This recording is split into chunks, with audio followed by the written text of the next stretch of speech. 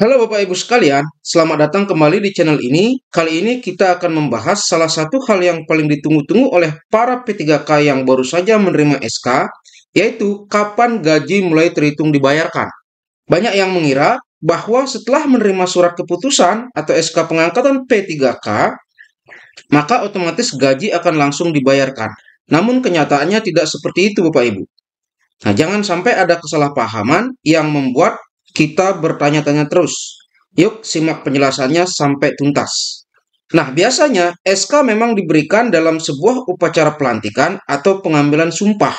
Tetapi, TMT pengangkatan yang tercantum dalam SK bisa mundur atau bahkan maju tergantung dari kebijakan daerah masing-masing.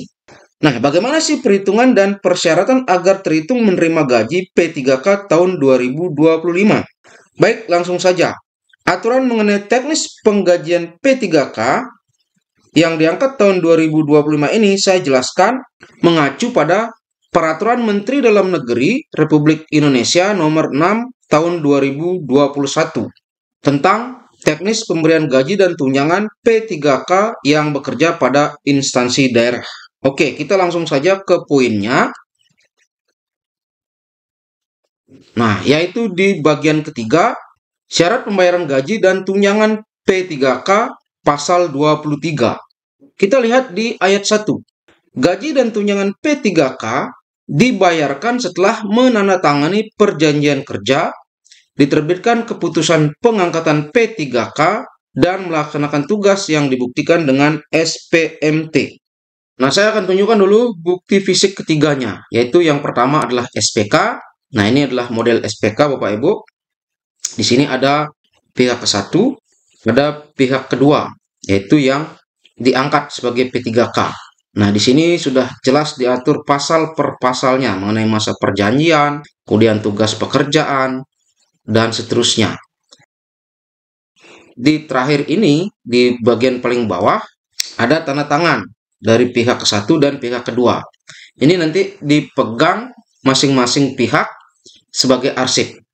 Nah, ini adalah SPK. Kemudian SK pengangkatan. Nah, ini adalah SK pengangkatan sebagai P3K. Ya, ini ditandatangani oleh Bupati kalau di kabupaten kami. Kemudian SPMT. Nah, ini adalah model SPMT. SPMT itu adalah surat pernyataan melaksanakan tugas. Nah, seperti ini modelnya. Ini ditandatangani oleh kepala sekolah. Kalau yang bekerja sebagai guru atau di sekolah. Nanti teknis yang bekerja di sekolah juga sama, SPMT yang ditandatangani oleh kepala sekolah. Nah, kita kembali lagi ke Permendagri nomor 6 ini. Nah, di sini ada 3 poin Bapak Ibu. Biar gaji P3K itu bisa dihitung mulai dibayarkan. Nah, masalah pencairannya itu bisa langsung dibayarkan sejak terhitung gaji, bisa juga dirapel nantinya. Ini tergantung dari proses di daerah masing-masing. Namun yang perlu Bapak Ibu pahami di sini adalah terhitung menerima gajinya itu mulai kapan. Ini yang penting, karena bisa jadi ada daerah yang duluan melakukan pelantikan, namun terhitung gajinya belakangan. Dan sebaliknya, ada daerah yang belakangan melakukan pelantikan, namun hitungan gajinya duluan. Ini agar tidak ribut nanti sebelum memahami benar aturan mainnya. Makanya penting sekali memahami aturan mainnya dulu Bapak Ibu. Ingat, di pasal 23 ini ayat 1 ya, tidak ada syarat tanggal pelantikan sebagai dasar terhitung pembayaran gaji. Namun ada 3 syarat, yaitu SPK, surat perjanjian kerja, kemudian SK, yaitu keputusan pengangkatan P3K, dan SPMT. Oleh karena itu, yang perlu nanti Bapak Ibu lakukan ketika sudah dilantik menjadi P3K adalah mengecek TMT pengangkatan dan tanggal SPMT-nya. Nah, biar tidak bingung, saya akan tunjukkan dulu mana namanya tanggal TMT dan tanggal SPMT. Oke, di SPK ini ada. Nah, ini namanya TMT, yaitu terhitung mulai tanggal di masa perjanjian kerja ini. Dari tanggal sekian sampai tanggal sekian, tahun sekian. Nah, di SK juga ada. Nah, ini memutuskan di bagian ke-1 ini, terhitung mulai 1 Februari 2022 sampai tanggal dan tahun sekian. Mengangkat menjadi P3K. Ini namanya TMT Bapak Ibu ya. TMT SK atau TMT pengangkatan. Nah, kemudian yang di bagian bawah ini adalah tanggal penandatanganan SK. Yang ini. Kemudian tanggal SPMT. Nah, ini tanggal SPMT telah secara nyata melaksanakan tugasnya sejak tanggal ini. Nah, kan berbeda tadi. Kalau di SK itu TMT-nya 1 Februari 2022. Ini saya pakai contoh yang punya saya ya. Kemudian SPMT-nya tanggal 28 April 2022. Karena ini penting nanti dipahami sebagai dasar perhitungan pembayaran gaji. Nah, yang menjadi kunci terhitung gaji di sini adalah tanggal SPMT. Nah, mengapa? Kita lihat lagi di Permendagrinya ini. Ini sudah jelas di ayat 3. Nah, ini Bapak Ibu. Di ayat 3, di mana SPMT tidak diberlaku surutkan dari tanggal penandatanganan perjanjian kerja dan penetapan keputusan pengangkatan menjadi P3K. Artinya apa? Tanggal efektif mulai bekerja P3K yang ditetapkan dalam SPMT tidak akan dihitung mundur ke tanggal penandatanganan perjanjian kerja atau tanggal SK pengangkatan. Maka gaji dan hak-hak kepegawaian lainnya baru mulai terhitung sejak tanggal yang tertera dalam SPMT, bukan sejak SK diterbitkan atau perjanjian kerja ditandatangani.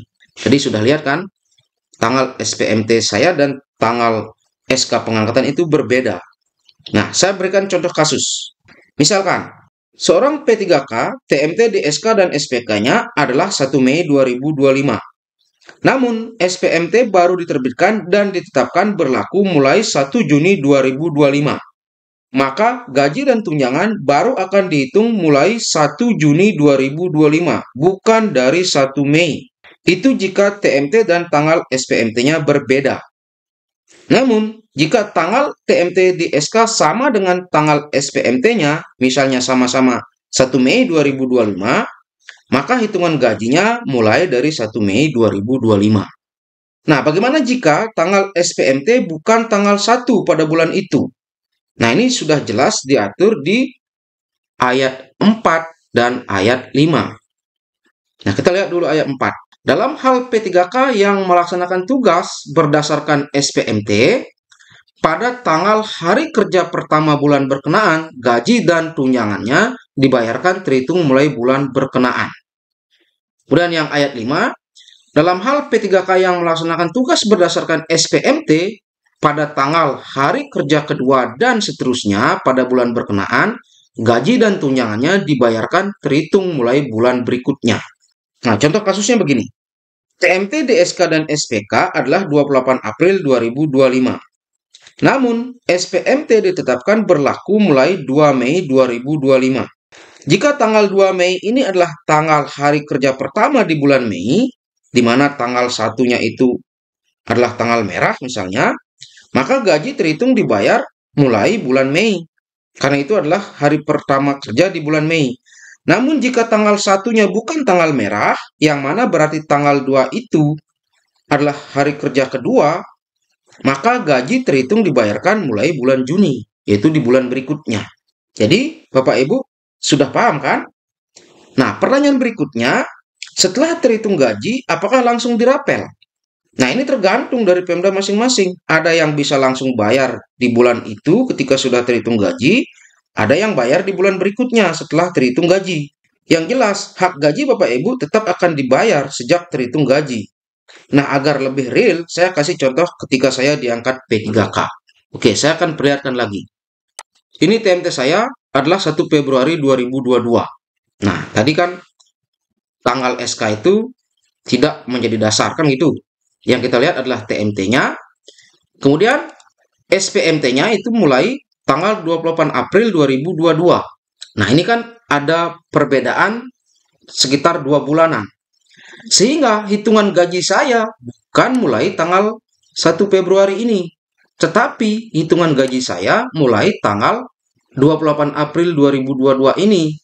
Ini yang menjadi dasar. Tetapi karena bulan April ini bukan hari pertama kerja di bulan April, ini kan sudah tanggal-tanggal terakhir. maka hitungan gajinya adalah bulan Mei. Nah, kebetulan waktu itu saya gajinya dibayarkan di bulan Juni. Karena proses penggajian itu kan memerlukan waktu. Tidak bisa langsung di bulan Mei.